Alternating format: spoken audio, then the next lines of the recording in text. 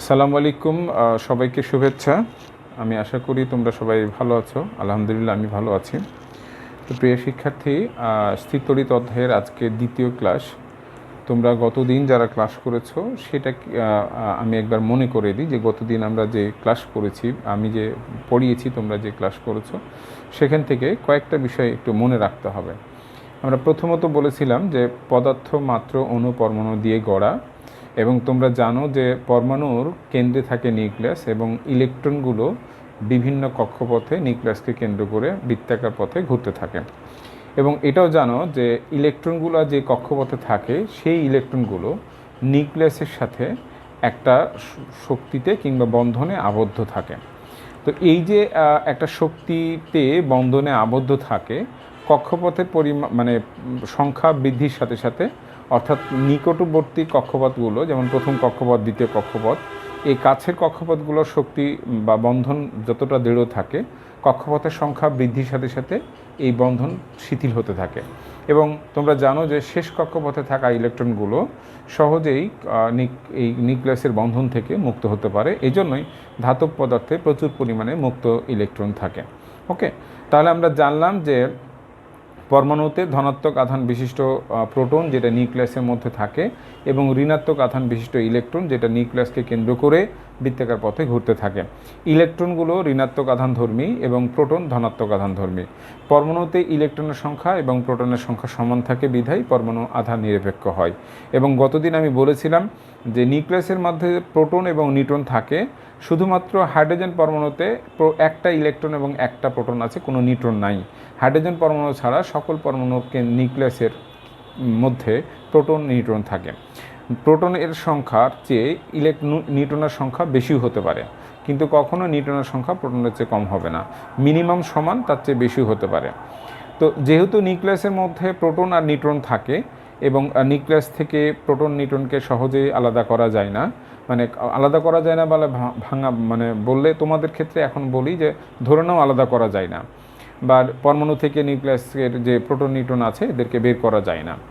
এখন আমরা জানবো তাহলে ইলেকট্রনগুলো, ওই যে বললাম ধাতব পদার্থের ক্ষেত্রে শেষের কক্ষপথের ইলেকট্রনগুলোর বন্ধন অনেকটা শিথিল হওয়ায় ইলেকট্রনগুলো বাইরের কক্ষপথে, মানে কক্ষপথ থেকে বিচ্যুতি হতে পারে, তথা প্রচুর পরিমাণে মুক্ত ইলেকট্রন থাকতে পারে। তো থাকতে পারে মানে অলরেডি থাকে, বিশেষ করে ধাতব পদার্থে প্রচুর পরিমাণে মুক্ত ইলেকট্রন আছে বিধায় ধাতব পদার্থ তড়িৎ পরিবাহী বা তড়িৎ পরিবহনবাহী হিসেবে আমরা ব্যবহার করে থাকি। যেমন তোমরা জানো যে দেখো যে কারেন্টের যে পোলগুলোর সাথে তার যোগ করা হয়, সেই পোলগুলোতে যে তার দেওয়া হয় এটা পরিবাহী তার, কারেন্টকে এক জায়গা থেকে আর জায়গায় পরিবহন করে নিয়ে যায়। তো এই কারেন্ট পরিবহন করার মাধ্যমটাই হচ্ছে ইলেকট্রনের প্রবাহ, মানে কারেন্ট প্রবাহ মানেই ইলেকট্রনের প্রবাহ। যখন আমরা চলতড়িৎ পড়ব তখন এই সম্পর্কে আরও ধারণা দেব। তাহলে আপাতত তোমরা জেনে রাখো, পরমাণু আধান নিরপেক্ষ, কেননা প্রোটন আর ইলেকট্রনের সংখ্যা সমান। ইলেকট্রন ঋণাত্মক আধানধর্মী আর প্রোটন ধনাত্মক আধানধর্মী। এখন গতদিন আমরা বলেছি যে কোনোভাবে যদি কোনো পরমাণু থেকে ইলেকট্রনকে বের করে নিয়ে যায়, কিংবা কোনো পরমাণুতে যদি ইলেকট্রন প্রবেশ করানো হয়, তাহলে ওই পরমাণু তথা পদার্থটি আধানে আহিত হবে বা চার্জিত হবে। আবারও বলছি, কোনো পরমাণু থেকে ইলেকট্রন যদি বের করে নেওয়া হয় অথবা কোনো পরমাণুতে যদি ইলেকট্রন প্রবেশ করানো হয়, তাহলে ওই পরমাণুটি চার্জে চার্জিত হবে তথা পদার্থটি আধানে আহিত হবে। এখন প্রশ্ন হলো যে ধাতব পদার্থ ছাড়া আমরা কি অন্য যে কোনো পদার্থের মধ্যে এরকম চার্জিত, মানে চার্জকে তৈরি করতে পারি বা চার্জিত অবস্থা তৈরি করতে পারি? উত্তর হবে হ্যাঁ। কেন করতে পারি সেটার আমরা উত্তর দিচ্ছি। গতদিন আমি বলেছিলাম একটা উদাহরণ, দেখো শীতকালে আমরা প্লাস্টিকের চিরুনি দিয়ে যখন মাথা হাঁচড়াই, এবং সেই চিরুনির মাথা হাঁচড়ানোর সময় দেখবা যে পটপট একটা শব্দ করছে, এবং সেইটা যদি কাগজের ছোট ছোট টুকরোর মতো হালকা জাতীয় জিনিস যখন কাছে নিয়ে যায়, এটা আকর্ষণ করে। এখান থেকে আমরা বুঝি যে ওই চিরুনির মধ্যে একটা ঘর্ষণের কারণে স্থির তড়িৎ বা স্থির বল, মানে স্থির তড়িতের সৃষ্টি হয়েছে। স্থির তড়িৎ বলতে আমরা বুঝি যে তড়িৎটা যে চার্জটা কোনো বস্তুর মধ্যে সঞ্চিত থাকে, কোনো জায়গায় প্রবাহিত হয় না, এটাকে আমরা স্থির তড়িৎ বলবো। তাহলে এই যে মাথার সাথে চিরুনির ঘর্ষণের ফলে ইলেকট্রনের আদান প্রদান হয়, এই চিরুনির মধ্যে একটা আকর্ষণ ধর্মের সৃষ্টি হয়েছে। আমরা গতদিন বলেছিলাম যে দুটি মৌলিক কণা অর্থাৎ ইলেকট্রন ইলেকট্রন কিংবা ইলেকট্রন প্রোটনের মধ্যে যে ধর্মের কারণে আকর্ষণ কিংবা বিকর্ষণ ধর্মের সৃষ্টি হয়, যে বলের কারণে সৃষ্টি হয় সেটা তড়িৎ বল বলবো, এবং যে ধর্মের কারণে সৃষ্টি হয় সেটা তড়িৎ আধান, বা আমরা সংক্ষেপে শুধু আধানও বলতে পারি। ওকে, অর্থাৎ চার্জের ধর্মের কারণে বা চার্জের কারণেই দুটি ভিন্ন জাতীয় বস্তু বা দুইটা মৌলিক কণার মধ্যে এই আকর্ষণ বা বিকর্ষণ বলের সৃষ্টি হয়। এবং এই যে আমরা চার্জিত বস্তু বলতে পারি বা মৌলিক কণা বা ইলেকট্রনের মধ্যে আকর্ষণ বলও যেমন বলতে পারি, তেমনই দুইটা চার্জিত বস্তু যদি হয় তাহলে সেই দুইটা চার্জিত বস্তু পরস্পরকে যেমন আকর্ষণ করবে তেমনই পরস্পরকে বিকর্ষণও করতে পারে। যদি তাদের মধ্যে সমধর্মী আধান তৈরি হয় তাহলে পরস্পরকে বিকর্ষণ করবে, আর যদি বিপরীতধর্মী আধান সৃষ্টি হয় তাহলে পরস্পরকে আকর্ষণ করবে। সুতরাং আমরা জানলাম আরেকটা তথ্য, যে সমধর্মী আধান পরস্পরকে বিকর্ষণ করে, সেটা ধনাত্মক ধনাত্মক হতে পারে কিংবা ঋণাত্মক ঋণাত্মক হতে পারে, কিন্তু বিপরীতধর্মী আধান একটা ধনাত্মক একটা ঋণাত্মক পরস্পরকে আকর্ষণ করবে। কাজেই আমরা ঘর্ষণের ফলে বস্তুর মধ্যে যে চার্জের উৎপত্তি হয় সেটা জেনে গেলাম। কেন হয় সেটার ব্যাখ্যাটা আমি বলছি, তোমরা শোনো। সকল পদার্থের ইলেকট্রন গ্রহণের আসক্তি একই রকম নয়, অর্থাৎ এই যে পরমাণুর কেন্দ্রে নিউক্লিয়াস ইলেকট্রনকে যে বন্ধনে আবদ্ধ করে রাখে, সেই বন্ধনটা সকল পদার্থের জন্য বা পরমাণুর জন্য একরকম নয়। কোনো কোনো পরমাণুর এই বন্ধনটা অনেকটা শিথিল, কোনো কোনো পরমাণুর বন্ধনটা অনেকটা সুদৃঢ়। তো যে সকল পদার্থের বন্ধনটা শিথিল বা পরমাণুর বন্ধনটা শিথিল তারা ইলেকট্রনগুলো হারাবে, এবং যাদের বন্ধনটা দৃঢ় তারা ইলেকট্রন গ্রহণ করবে। অর্থাৎ আমরা বলতে পারি যে দুটো ভিন্ন পদার্থকে যদি আমরা পরস্পরের সাথে ঘষি তাহলে যে পদার্থের ইলেকট্রন গ্রহণের আসক্তি বা প্রবণতা বেশি বা বন্ধনটা সুদৃঢ় তারা অন্য পদার্থকে কাছ থেকে ইলেকট্রন গ্রহণ করবে, এবং যে পদার্থের ইলেকট্রন গ্রহণের বন্ধনটা শিথিল বা কম সেই পদার্থ ইলেকট্রন হারাবে। তাহলে যে পদার্থ ইলেকট্রন হারালো সেইখানে প্রোটন আর ইলেকট্রনের সংখ্যা সমান ছিল, কিন্তু ঘর্ষণের ফলে এখন আর সমান থাকবে না, যেহেতু সেই ইলেকট্রন হারাচ্ছে, কাজেই ওই পরমাণুতে প্রোটনের সংখ্যা বেশি হয়ে যাবে। বেশি হলে প্রোটনের আধিক্য থাকবে। সুতরাং আমরা বলতে পারি ঘর্ষণের ফলে যে পদার্থ ইলেকট্রন হারায় সেই পরমাণু বা পদার্থ একটা ধনাত্মক আধানে আহিত হয় বা ধনাত্মক চার্জের সৃষ্টি হয়। একটা পরমাণু যদি একটা ইলেকট্রন হারায় তাহলে সেখানে একটা প্রোটন বা ধনাত্মক আধানের আধিক্য তৈরি হবে বা ধনাত্মক আধান সৃষ্টি হবে। তো আমরা বলছি তাহলে যে পদার্থের ইলেকট্রন বন্ধনের নিউক্লিয়াসের সাথে ইলেকট্রনের বন্ধনের শিথিলতা বেশি বা শক্তিটা কম বা বন্ধনটা কম, তাদের ক্ষেত্রে সেই সকল পদার্থ ইলেকট্রন হারাবে, আর যে পদার্থের বন্ধনটা দৃঢ় বা ইলেকট্রন গ্রহণের আসক্তি বেশি সেই পদার্থ অন্যের কাছ থেকে ইলেকট্রন গ্রহণ করবে। সুতরাং যে ইলেকট্রন গ্রহণ করবে সেই ঋণাত্মক আধানে আহিত, এবং যে ইলেকট্রন হারাবে সেই ধনাত্মক আধানে আহিত। এবার মজার বিষয় দেখো, তাহলে আমরা এরকম একটা উদাহরণ দেই, তোমরা হয়তো এর আগে বিভিন্নভাবে শুনে আসছো, এখন আমি বলছি। দেখো, কাঁচনল তোমরা প্রত্যেকেই জানো, আমাকে বিকারটা দে। কাঁচনল তোমরা প্রত্যেকেই জানো যে কাঁচনলকে যদি আমরা রেশম কাপড় দিয়ে ঘষি বা সিল্কের কাপড় দিয়ে ঘষি তাহলে কাঁচনল কি করবে? কাঁচনল ইলেকট্রন হারাবে, অর্থাৎ সিল্কের কাপড় ইলেকট্রন গ্রহণ করবে। কার কাছ থেকে? কাঁচনলের কাছ থেকে। ফলে আমি একটা বিকার দেখাচ্ছি তোমাদেরকে, ভাবতে পারো এটা একটা কাঁচনল। তো এই কাঁচনলের আমরা এই কাঁচনলের পৃষ্ঠকে যদি এরকম রেশম কাপড় বা সিল্কের কাপড় দিয়ে ঘষি তাহলে এই কাঁচনল ইলেকট্রন হারাবে, এবং ইলেকট্রন হারানোর ফলে কাঁচনলের পরমাণুতে থেকে যেহেতু ইলেকট্রন চলে যাবে রেশম কাপড়ে, সুতরাং কাঁচনল কি করবে? ইলেকট্রন হারিয়ে ধনাত্মক আধানে আহিত হবে। এখন দুটো কাঁচনলকে আমি রেশম কাপড় দিয়ে ঘষে যদি পরস্পরের কাছাকাছি নিয়ে আসি তাহলে কি ঘটবে? তাহলে দেখো, আমরা একটা কাঁচনলকে রেশম কাপড় দিয়ে ঘষবো, ঘষার ফলে যেটা ঘটবে যে কাঁচনলের এই বন্ধনটা রেশম কাপড় থেকে শিথিল, সুতরাং কাঁচনল ইলেকট্রন হারাবে। কাঁচনল যদি ইলেকট্রন হারায় তাহলে কাঁচনল নিজের ধনাত্মক আধানে আহিত হবে। তাহলে দুটো কাঁচনলকে আমরা কি করলাম? সিল্কের কাপড় বা রেশম কাপড় দিয়ে ঘষলাম, ঘষার ফলে দুটো কাঁচনলের মধ্যেই চার্জের উৎপত্তি হয়েছে, এবং তোমরা জেনেছো যে পজিটিভ চার্জের উৎপত্তি হয়েছে। তাহলে দুটো কাঁচনলকে আমরা এরকম রেশম কাপড় দিয়ে ঘষে পজিটিভ চার্জ তাদের মধ্যে সৃষ্টি করে যদি আমরা দুইটা কাঁচনলকে পরস্পরের নিকটে নিয়ে আসি তাহলে দেখব যে কাঁচনলটা পরস্পর একটা কাঁচনল আরেকটাকে বিকর্ষণ করছে। তাহলে এখান থেকে আমরা বলতে পারবো যে সমধর্মী আধান পরস্পরকে বিকর্ষণ করে। এবং আরেকটা তথ্য তোমরা জেনে যাও, আরেকটা তথ্য তোমরা জানো যে, জেনে রাখো যে, আরেকটা তথ্য জানো তোমরা যে ইবোনাইট দণ্ড, এটা একটা ইবোনাইট দণ্ড। এবং আমি বলছি যে ইবোনাইট দণ্ডটাকে যদি আমরা কি দিয়ে ঘষি, পশম দিয়ে এটাকে ঘষা হয় বা ফ্লানেল কাপ দিয়ে এটাকে ঘষা হয়, পশম কাপড় বা ফ্লানেল কাপড় দিয়ে এটাকে ঘষা হয়, তাহলে যেটা ঘটবে সেটা হচ্ছে ইবোনাইট ইলেকট্রন গ্রহণ করবে পশম থেকে বা ফ্লানেল থেকে। তাহলে আমরা দুটো ভিন্ন পদার্থ নিই, এর আগে যেমন দুটো একই পদার্থের কথা বললাম, দুটো কাঁচনলকে ঘষে পরস্পরের সাথে কাছাকাছি নিয়ে এসে দেখলাম যে কাঁচনল দুটো পরস্পরকে বিকর্ষণ করছে। এইবার আমরা দুটো ভিন্ন পদার্থ নিয়েছি, এটা হচ্ছে কাঁচনল আর এটা ইবোনাইট। তো এই কাঁচনলকে পশম দিয়ে মানে রেশম দিয়ে ঘষবো বা সিল্কের কাপড় দিয়ে, আর এটা ফ্লানেল দিয়ে ঘষবো। এখন এই দুটো বস্তুকে পরস্পরের নিকটে আনবো। আমি আগেই বলেছি কাঁচনল ইলেকট্রন হারিয়ে ধনাত্মক আধানে আহিত হয়, আর এই ফ্লানেল ইলেকট্রন গ্রহণ করে ঋণাত্মক আধানে আহিত হয়। তাহলে এই কাঁচনল ঘর্ষণের ফলে এই কাঁচনলে ধনাত্মক আধানের উৎপত্তি হলো, আর এই ঘর্ষণ মানে ইবোনাইটকে ঘর্ষণের ফলে ঋণাত্মক আধানের উৎপত্তি হলো। এই দুটো যখন পরস্পরের কাছাকাছি নিয়ে আসবো, যেহেতু দুটোর মধ্যে বিপরীতধর্মী আধান সৃষ্টি হয়েছে, তাহলে এরা পরস্পরকে আকর্ষণ করবে এবং প্র্যাকটিক্যালি সেটাই হয়। কাঁচনল এবং ইবোনাইট চার্জিত করার পর এরা পরস্পরকে আকর্ষণ করে। সুতরাং এই উদাহরণ থেকে আমরা দুটো উদাহরণ বললাম। একটা হলো, মনে রাখবা আবারও বলছি আমি, যে কাঁচনলকে রেশম দিয়ে বা সিল্কের কাপড় দিয়ে ঘষে এটাকে ধনাত্মক চার্জে চার্জিত করলাম, আর একটা ইবোনাইটকে পশম দিয়ে বা ফ্লানেল দিয়ে ঘষে এটাকে আমরা ঋণাত্মক চার্জে চার্জিত করলাম। এরপরে দুটো ভিন্ন চার্জে চার্জিত বস্তুকে পরস্পরের কাছাকাছি নিয়ে আসলাম, আমরা দেখলাম যে এরা একটা আর একটাকে আকর্ষণ করছে। সুতরাং এই দুটো উদাহরণ থেকে আমরা জানলাম সমধর্মী আধান পরস্পরকে বিকর্ষণ করবে এবং বিপরীতধর্মী আধান পরস্পরকে আকর্ষণ করবে। তো এটা ছিল আমাদের একটা টপিকস, যে আধান কোনো বস্তুতে কিভাবে, কোনো বস্তু কিভাবে চার্জিত হয়, কোনো বস্তুতে চার্জের উৎপত্তি কিভাবে হয়, সংঘর্ষের ফলে মানে ঘর্ষণের ফলে যে বস্তুর মধ্যে চার্জের উৎপত্তি হওয়ার ইলেকট্রনিক ব্যাখ্যাটা কি, এটা একটা ছিল আমাদের আজকের টপিকস।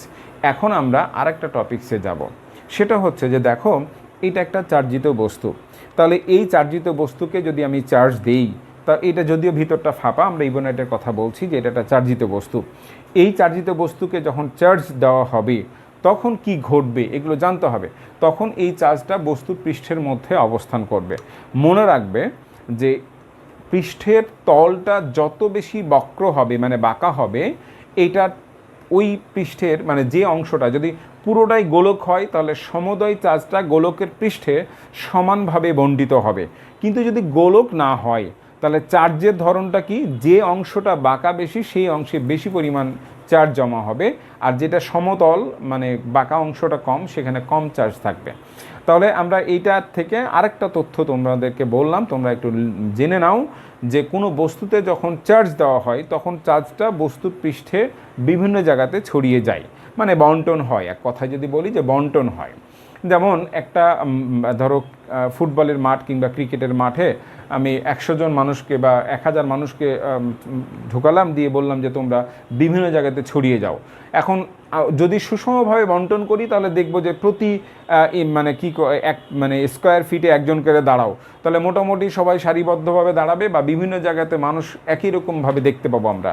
কিন্তু যদি কোনো কিছু নির্দেশনা না দিই, তাহলে দেখা যাবে যে কোনো এক জায়গাতে জটলা পেকে আছে, অনেকজন এক জায়গাতে মানে ঘন হয়ে আছে, আর কোনো জায়গাতে একদম ফাঁকা হয়ে আছে। যেটা সাধারণত অনেক সময় তোমরা স্কুলের মাঠে যখন পিটি করো তখন দেখো যে অ্যাসেম্বলিতে তোমরা দাঁড়ানোর আগে বিভিন্ন জায়গাতে ছড়িয়ে ছিটিয়ে থাকো, এবং কোনো জায়গাতে খুব ঘন থাকে স্টুডেন্ট, মানে কাছাকাছি দাঁড়িয়ে থাকে ঘনসন্নিবিষ্ট হয়ে, আবার কোনো জায়গাতে মানে অনেক ফাঁকা ফাঁকা হয়ে থাকে। তো এই চার্জের ক্ষেত্রে ব্যাপারটা এরকম, যদি গোলকটা মানে এটা গোলাকৃতি বস্তু হয় তাহলে চার্জটা গোলকের পৃষ্ঠে সুষমভাবে বণ্টিত থাকবে।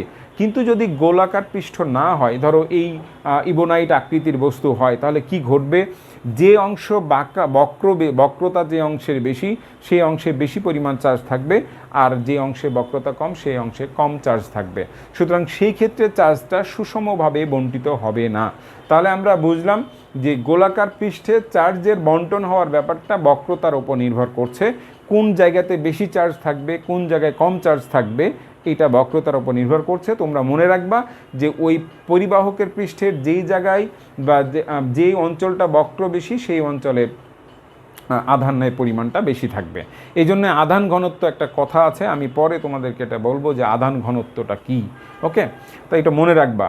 আরেকটা কথা হলো যে যদি পুরোটাই গোলক হয় তাহলে ওই পৃষ্ঠের সব জায়গায় তো সমান বক্রতা মানে বক্রতা সমান বা বাঁকা সমান, সেই ক্ষেত্রে আধানের পরিমাণটা সুষম বন্টন হবে বা আধানের পরিমাণ সব জায়গায় সমান পাবো আমরা।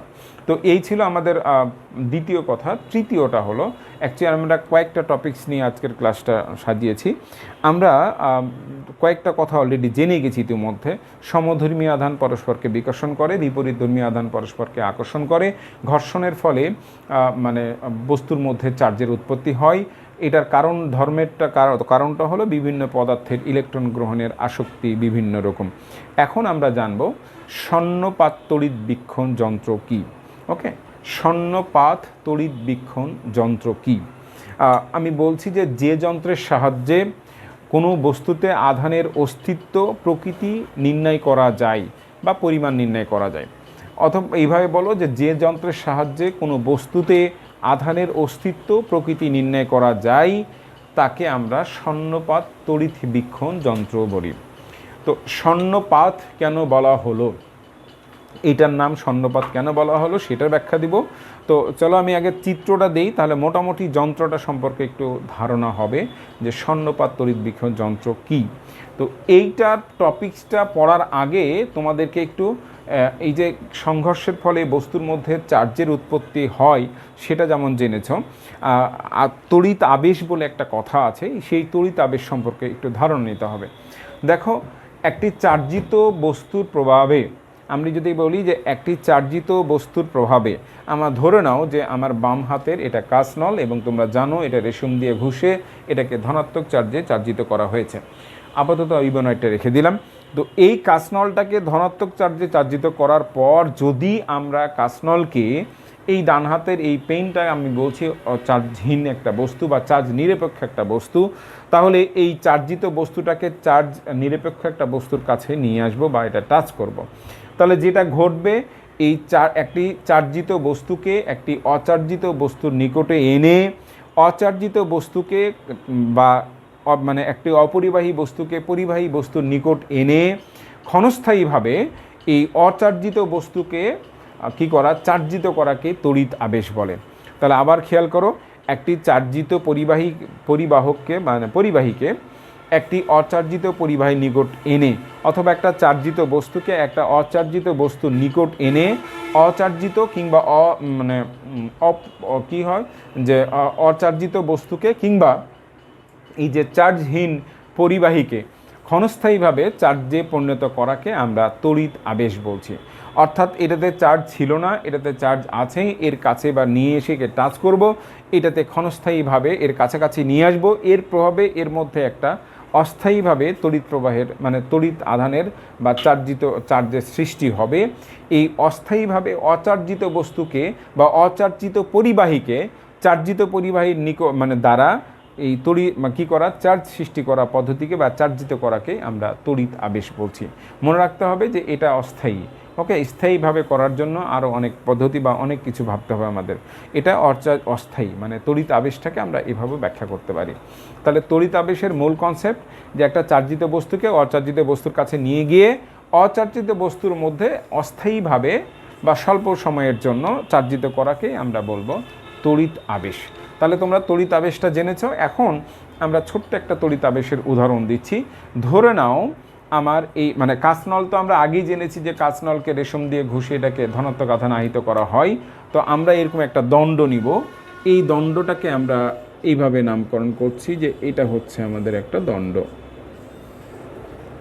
ওকে, আমি কালো কালি দিয়ে আঁকাই তাহলে তোমাদের দেখতে সুবিধা হবে।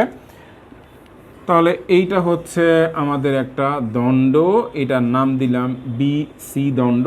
আপাতত ধরে নাও যে এটাকে আমরা একটা স্ট্যান্ডের সাহায্যে দণ্ডটাকে রেখেছি। এখন আমাদের কাজ হচ্ছে আমরা কি করব, এইরকম আমরা একটা কাঁচনল যেটা দেখালাম চিত্রে, এরকম একটা কাঁচনলকে আমরা এই ধনাত্মক চার্জে চার্জিত করে মানে প্লাস চার্জে চার্জিত করেছি এবং প্লাস চার্জে চার্জিত করার পর কাঁচনলকে আমরা কার কাছে নিয়ে গেছি, এই ধনাত্মক চার্জে চার্জিত করার পর এই কাঁচনলকে আমরা এই মানে বিসি যে এটা অন্তরিত পদার্থ হতে পারে, মানে যে পদার্থ তড়িৎ পরিবহন করে না সেটাও হতে পারে, আবার পরিবাহী পদার্থও হতে পারে। কিন্তু এটা পরিবাহী হলে এই দণ্ডটা পরিবাহী নয়, এটা অন্তরক। ওকে, আর পুরোটাই যদি অন্তরক হয় তাতেও কোনো অসুবিধা নাই। তাহলে আমরা বললাম এটা চার্জ নিরপেক্ষ একটা বস্তু, অর্থাৎ বিসি এটা চার্জহীন একটা বস্তু। আর এ আমরা ক্যাপিটাল এ নামকরণ করি, এইটা এই ক্যাপিটাল এ কাঁচনল, যাকে আমরা রেশম কাপড় দিয়ে বা সিল্কের কাপড় দিয়ে আমরা পজিটিভ চার্জে চার্জিত করে রেখেছি। এখন এই ধনাত্মক আধানের কারণে এই যে বিসি একটা চার্জিত মানে কি বলছি, একটা পরিবাহী বস্তু হোক কিংবা অন্তরক হোক, যেটাই হোক না কেন, এইখানে মূলত এই চার্জিত বস্তুটা আনার আগে তার মধ্যে ধনাত্মক ঋণাত্মক দুটোই ছিল। কেননা তোমরা জানো যে পরমাণুর মধ্যে মানে যে নিউক্লিয়াস ধনাত্মক আধানধর্মী, অর্থাৎ নিউক্লিয়াসের মধ্যে প্রোটন যে আছে সেই প্রোটন ধনাত্মক আধানধর্মী, আর বাইরে কক্ষপথে যে ইলেকট্রন আছে সেগুলো ঋণাত্মক, সেই ইলেকট্রন ঋণাত্মক আধানধর্মী। কাজেই এই ধনাত্মক আধান মানে এর মধ্যে প্লাস মাইনাস দুটোই আছে। কিন্তু যখন আমরা এই যে কাঁচনলকে ধনাত্মক চার্জে চার্জিত করে এই পরিবাহকের নিকটে নিয়ে আসছি, পরিবাহীর নিকট, তখন যেটা ঘটেছে যে এই ধনাত্মকের কারণে এই বি প্রান্তে থাকা ধনাত্মক আধানগুলো বিকর্ষিত হয়ে এই সি এর প্রান্তে জমা হয়েছে। তাহলে এখানে প্লাস চার্জ চলে আসছে। এবার যেহেতু ধনাত্মক আধান ডান দিকে সরে গেছে, তার মানে এইখানে ঋণাত্মক আধানের সৃষ্টি হয়েছে। এর মধ্যেই কিন্তু কথা আছে যে ধনাত্মক আধান কি চলাচল করতে পারে। আপাতত তোমরা জেনে নাও যে চলাচল করতে পারে, যদিও যখন আমরা চলতড়িৎ পড়ব তখন বলবো যে না, ধনাত্মক আধান বলে কিছু নাই, ইলেকট্রন নাই তাই ওটা ধনাত্মক, মানে একটা ফাঁকা জায়গার মতো। হ্যাঁ, তাহলে আপাতত আমরা বলছি যে কেন এই ধনাত্মক এই বি থেকে সিতে সরে গেছে। অ্যাকচুয়ালি সিতে যে ইলেকট্রনগুলো ছিল সি প্রান্তে, সেই ইলেকট্রনগুলোই বি প্রান্তে চলে আসছে, এসে বি প্রান্তে যে ধনাত্মক ছিল সেই জায়গাগুলো দখল করেছে। তার মানে সি প্রান্ত থেকে যে ইলেকট্রনগুলো বিতে চলে আসছে সেই জায়গাটা ফাঁকা, সেখানে ধনাত্মক আধান সৃষ্টি হয়েছে। এবার এটাকে বেঞ্চে, তোমরা যে বেঞ্চে বসো এরকম বসার মতো, মানে ধরো 4টা বেঞ্চ আছে ক্লাসরুমে, 4 জন করে শিক্ষার্থী বসে আছে, এখন শেষ বেঞ্চে আছে হলো 3 জন। তো আমি বললাম যে এই শেষ বেঞ্চটা পূর্ণ করে আসো, তার মানে তাহলে তৃতীয় বেঞ্চ থেকে চতুর্থ বেঞ্চে একজন গিয়ে বসবে, কিন্তু তৃতীয় বেঞ্চটা আবার ফাঁকা হলো। এবার দ্বিতীয় বেঞ্চ থেকে তৃতীয় বেঞ্চে একজন গিয়ে বসবে, দ্বিতীয় বেঞ্চটা ফাঁকা হলো। তারপরে আবার কি ঘটলো যে প্রথম বেঞ্চ থেকে দ্বিতীয় বেঞ্চে একজন গিয়ে বসলো, তাহলে প্রথম বেঞ্চটা ফাঁকা হলো। তার মানে ব্যাপারটা কি দাঁড়ালো, শেষ বেঞ্চের ফাঁকা জায়গাটা প্রথম বেঞ্চে চলে আসলো। তার মানে ফাঁকা জায়গা দৌড়ে আসেনি, এই ছাত্র তোমরা যারা আছো তোমরাই দৌড়িয়ে গেছো। তো ইলেকট্রনের চলাচলের ব্যাপারটা হচ্ছে এরকম, ইলেকট্রন যে জায়গাতে গিয়ে বসে সেইখানে ঋণাত্মক আধানের সৃষ্টি হয়, ইলেকট্রন যেখান থেকে সরে আসে সেইখানে একটা ধনাত্মক আধানের সৃষ্টি হয়। প্রথম বেঞ্চ থেকে ছাত্র দ্বিতীয় বেঞ্চে গিয়েছে, সেই জন্যই প্রথম বেঞ্চের একটা ফাঁকা জায়গা সৃষ্টি হয়েছে, অর্থাৎ ধনাত্মক আধান সৃষ্টি হয়েছে।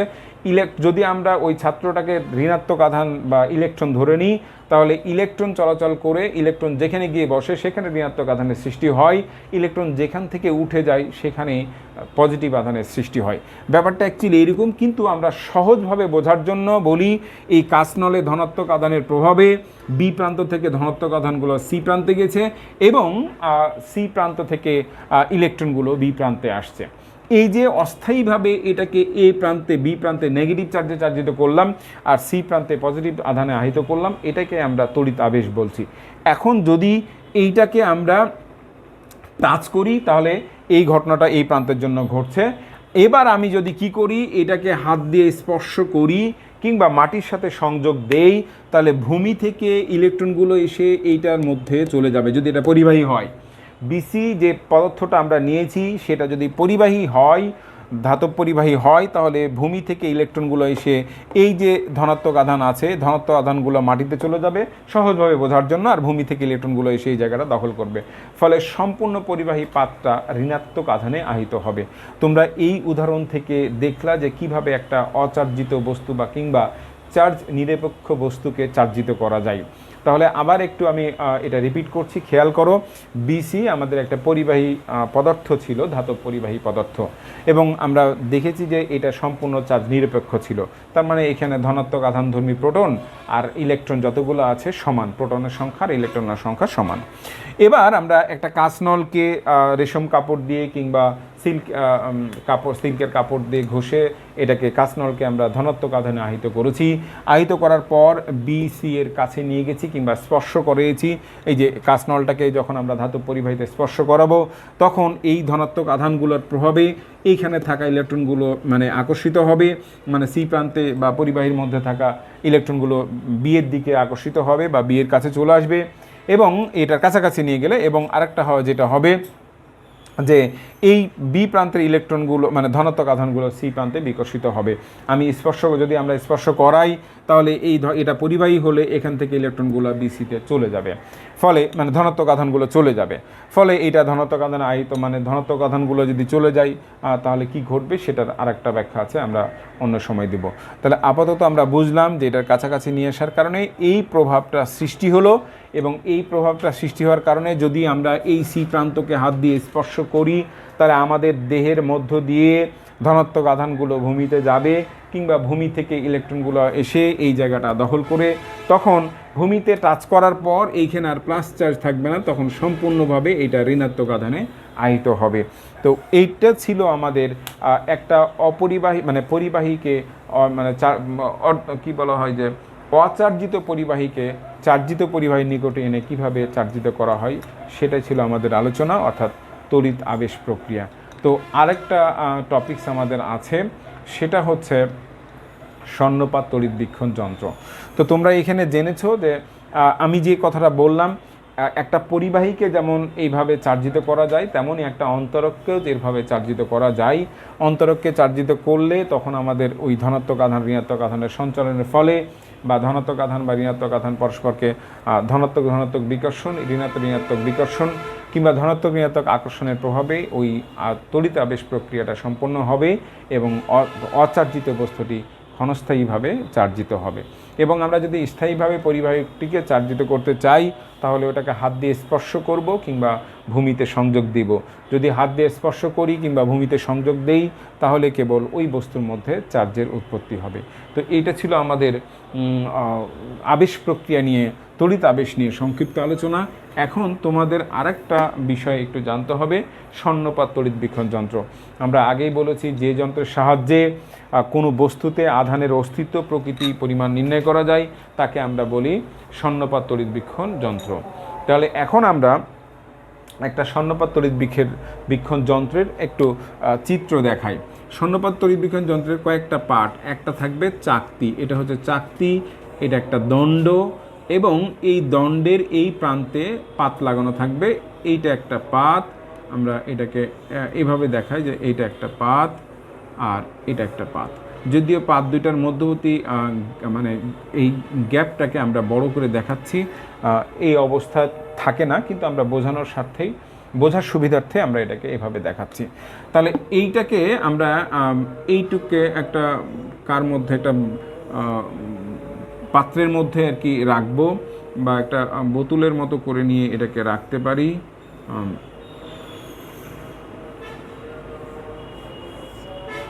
এরকম করে রাখতে পারি আমরা, যদিও চিত্রটা অত ভালো হয় নাই কিন্তু বোঝা গেলেই হলো। এই জায়গাতে কোনোভাবে যেন এই সিপি দিয়ে যখন এটাকে আটকাবো তখন অন্তরকের সাহায্যে এটাকে আটকাতে হবে, যেন ওই বোতলের সাথে ওই ধাতব পরিবাহীটা কন্ডাক্ট হতে না পারে বা সংযোগ না হতে না পারে। আর আমি আগেই বলেছি, গতদিনও বলেছিলাম যে অ্যাকচুয়ালি বাতাস উত্তম অন্তরক, কিন্তু বাতাসের জলীয় বাষ্পের পরিমাণটা বর্ষাকালে বেশি থাকে। আমাদের দেশে শীতের সময় জলীয় বাষ্প প্রায় ড্রাই থাকে।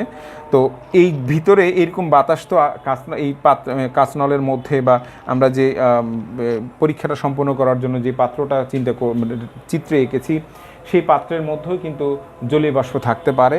তো এই জলীয় বাষ্প যেন এই প্রভাবটা মুক্ত করা যায় সেজন্য এখানে আমরা ক্যালসিয়াম ক্লোরাইড নিব, যেন এই জলীয় বাষ্পর প্রভাব থেকে এই ভিতরের বাতাসটা মুক্ত হয়, অর্থাৎ জলীয় বাষ্প, সম্পূর্ণ জলীয় বাষ্প মুক্ত থাকে ভিতরে বাতাসটা। তো এই ছিল আমাদের এইখানে তাহলে ক্যালসিয়াম ক্লোরাইডের আমরা নিয়েছি এর মধ্যে, পাত্রের মধ্যে, আর এটা স্বর্ণপাত, আর এটা পরিবাহী দণ্ড, এটা চাকতি। তাহলে এটা 3টা পার্ট, এটা পাত্র, আর তারপরে এইটা আমরা এই যে উপরেরটা হচ্ছে চাকতি, আর এটা দণ্ড, চাকতি দণ্ড ধাতব পরিবাহী তৈরি, আর এটা স্বর্ণপাত। প্রশ্ন আসছে যে স্বর্ণপাত কেন ব্যবহার করা হয়েছে, এখানে অন্য কোনো পাতও তো ব্যবহার করা যেত। উত্তর হচ্ছে যে অ্যাকচুয়ালি এই চার্জের পরিমাণটা খুবই কম, মানে যে চার্জে আমরা চার্জিত করব সেটার পরিমাণটা খুব কম থাকে। তো এইরকম স্বর্ণপাতকে যেভাবে আকৃতি দেওয়া যায় ইচ্ছা মতো, মানে যতটা এটাকে সম্ভব পাতলা করা, তো ওই স্বর্ণপাতকে যে আকৃতি দেওয়া যায় অতটা পাতলা করে অন্য কোনো পদার্থকে ওই আকৃতি দেওয়া যাবে না। এই জন্য এখানে স্বর্ণপাত ব্যবহার করা হয়, একটু মনে রাখবা।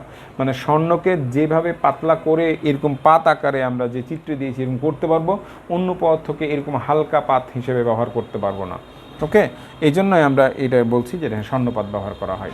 তাহলে এটা ছিল আমাদের মোটামুটি স্বর্ণপাত তড়িৎবীক্ষণ যন্ত্র। ওকে, তো এখন আমরা প্রথমে যেটা জানবো যে আমি 3টা কথা মানে একটা কথা বলেছি যে স্বর্ণপাত তড়িৎবীক্ষণ যন্ত্রের সাহায্যে কোনো বস্তুতে আধানের অস্তিত্ব, মানে আধান আছে কি না সেটা জানা যায়। 2 নাম্বার হচ্ছে যে আধানের প্রকৃতি জানা যায়, আধানটা কি ধরনের, ধনাত্মক আধান না ঋণাত্মক আধান। তো আমরা জানি যে কোনো বস্তুতে আধান আদৌ আছে কি না সেটা কি করে জানবো। যে বস্তুতে আধানের অস্তিত্ব আমি নির্ণয় করতে চাই সেই বস্তুটাকে চাকতির কাছে নিয়ে এসে ধরবো। এখন যদি চাকতির উপরে এটাকে টাচ করি, তাহলে এই যে বস্তুটা, আমি ধরো এই কলমটাকেই টাচ করছি, আমরা জানতে চাই কলমে কোনো চার্জ আছে কি না। তাহলে এই চাকতিতে টাচ করার সাথে সাথে যদি কলমটা চার্জিত হয়ে থাকে, তাহলে এই আধানটা পরিবাহীর মধ্য দিয়ে আসবে, এসে 2 স্বর্ণপাতে ভাগ হয়ে যাবে। তো তোমরা জানো যে এই ধনাত্মক, এই বস্তুতে যদি ধনাত্মক আধান আসে তাহলে 2 স্বর্ণপাতেই ধনাত্মক আধান আসবে, এবং স্বর্ণপাত দুটা আগে যে অবস্থানে ছিল, পরস্পরের কাছাকাছি যে অবস্থানে ছিল, যদি আমি এই কলমটা চার্জিত হয়ে থাকে এবং ধনাত্মক আধান 2 পাতে জমা হয়, তাহলে সমধর্মী আধান পরস্পরকে বিকর্ষণ করবে, বিধায় পাত দুটো আর নিজের জায়গায় থাকবে না, পরস্পর থেকে দূরে সরে যাবে। আর যদি ঋণাত্মক আধান আহিত হয়ে থাকে, তাহলে টাচ করার সাথে সাথে ইলেকট্রনগুলো এই পরিবাহকের মধ্য দিয়ে এসে পাতে জমা হবে। সমধর্মী আধান বিকর্ষণ করে, বিধায় ইলেকট্রন বিকর্ষণ করার কারণে পাতদ্বয়ের যে মধ্যবর্তী দূরত্ব ছিল সেই দূরত্বটা বেড়ে যাবে, এবং বেড়ে গিয়ে পাতদ্বয়ের গ্যাপটা আস্তে আস্তে বেড়ে যাবে। তাহলে আমরা দুটো মানে তথ্য পেলাম। এক, চার্জিত যে বস্তুটাকে আমরা পরীক্ষা করতে চাই যে ওই বস্তুটা আদৌ চার্জ আছে কি না, তাহলে আমরা বস্তুটা যখন টাচ করব তখন টাচ করার সাথে সাথে আমরা পাত দুটার অবস্থান দেখব। যদি পাত দুটির মধ্যবর্তী দূরত্ব বেড়ে যায়, তাহলে আমরা বুঝবো যে পাত দুটাতে, মানে যে বস্তুটা নিয়ে আসছি সেখানে চার্জ আছে।